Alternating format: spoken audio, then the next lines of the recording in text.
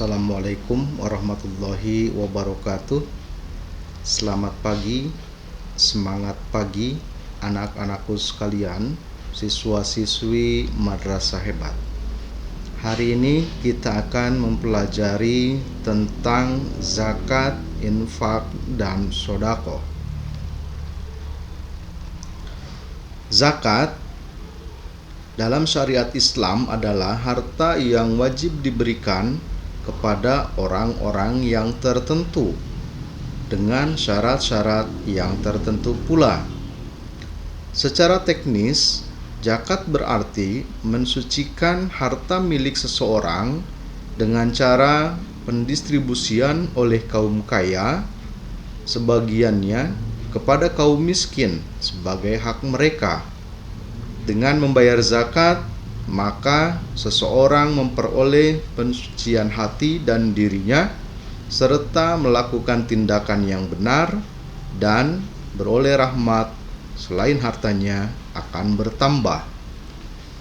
Pengertian zakat secara bahasa, zakat berasal dari kata zakka yang berarti suci, bersih, tumbuh, dan berkah. Sedangkan secara istilah, diantaranya menurut Al-Mawardi, zakat adalah harta tertentu yang diberikan kepada orang tertentu pula, menurut syarat-syarat yang juga tertentu. Allah Subhanahu wa Ta'ala berfirman dalam Quran surah At-Taubah ayat 60, A'udzu billahi minasyaitonir rajim. Innamas shadaqatu lil fuqara'i wal masakin wal 'amilina 'alaiha wa mu'allafati qulubuhum wa fir riqab wal gharimina wa fi sabilillah wa ibnis sabil faridatan minallah wallahu 'alimun hakim. Sesungguhnya zakat itu hanyalah untuk orang-orang fakir, orang-orang miskin yang mengurusi zakat atau amil, para mu'allaf yang dibujuk ke hatinya untuk memerdekakan budak, orang-orang yang berhutang untuk jalan Allah, dan untuk mereka yang sedang dalam perjalanan, sebagai suatu ketetapan yang telah diwajibkan oleh Allah, dan Allah Maha Mengetahui lagi Maha Bijaksana. Berdasarkan ayat tersebut, maka zakat sudah sangat tegas diperuntukkan bagi orang-orang yang ditentukan atau dikenal dengan 8 asnaf, 8 golongan orang-orang yang berhak menerimanya. Yang pertama adalah tadi disebutkan fakir, kemudian miskin, kemudian riqab, kemudian gharim, kemudian mu'allaf, kemudian fi sabilillah, ibnus sabil, dan amil zakat. Syarat dan ketentuan zakat pertama adalah Islam, yang kedua merdeka, yang ketiga cukup nisabnya, yang keempat cukup haul, dan yang kelima milik sempurna. Jika ada salah satu syarat yang tidak terpenuhi dari 5 syarat tersebut, maka kewajiban zakat menjadi gugur. Benda-benda yang bisa dizakatkan ada 5 macam. Yang pertama adalah binatang ternak, yaitu jenis binatang yang wajib dikeluarkan zakatnya hanyalah unta, sapi, kerbau, dan kambing. Yang kedua, emas dan perak. Barang tambangan yang lain tidak wajib dizakatkan. Yang ketiga, biji makanan yang mengenyangkan seperti beras, jagung, gandum, dan sebagainya yang termasuk dalam kategori makanan pokok. Yang keempat, buah-buahan. Yang dimaksud dengan buah-buahan yang wajib dizakatkan hanyalah kurma dan anggur. Dan yang kelima, harta perniagaan. Wajib zakat pada harta perniagaan dengan syarat-syarat yang tersebut pada zakat emas dan perak. Selanjutnya adalah pengertian infak.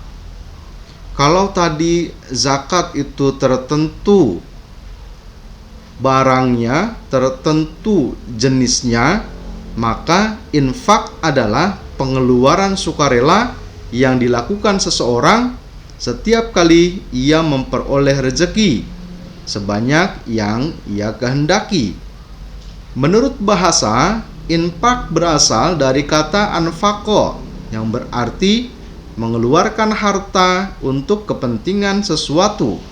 Sedangkan menurut istilah syariat, infak adalah mengeluarkan sebagian harta yang diperintahkan dalam Islam. Hikmah dan manfaat infak. Yang pertama, sebagai realisasi iman kepada Allah Subhanahu wa Ta'ala. Yang kedua, merupakan sumber dana bagi pembangunan. Yang ketiga, sebagai sarana maupun prasarana yang dibutuhkan oleh umat Islam. Dan yang keempat, hikmah dan manfaat infak adalah menolong dan membantu kaum duafa, orang-orang yang lemah, mereka yang fakir dan miskin. Apa perbedaan antara zakat dengan infak? Zakat hukumnya wajib, sedangkan infak hukumnya sunnah. Zakat ditentukan nisabnya, sedangkan infak tidak memiliki batasan. Zakat ditentukan siapa saja orang-orang yang berhak untuk menerimanya, sedangkan infak boleh diberikan kepada siapa saja. Dan yang terakhir adalah pengertian sodaqoh. Sodaqoh atau sedekah dalam bahasa sehari-hari menurut bahasa berasal dari kata sodaqoh yang artinya benar. Tersurat dari kata tersebut bahwa yang bersedekah adalah orang yang benar imannya. Perbedaan sodaqoh dengan infak. Pengertian sodaqoh sama dengan pengertian infak. Bahkan hukum dan ketentuannya pun sama. Perbedaannya, kalau infak hanya berkaitan dengan materi saja, dengan yang berbentuk kebendaan.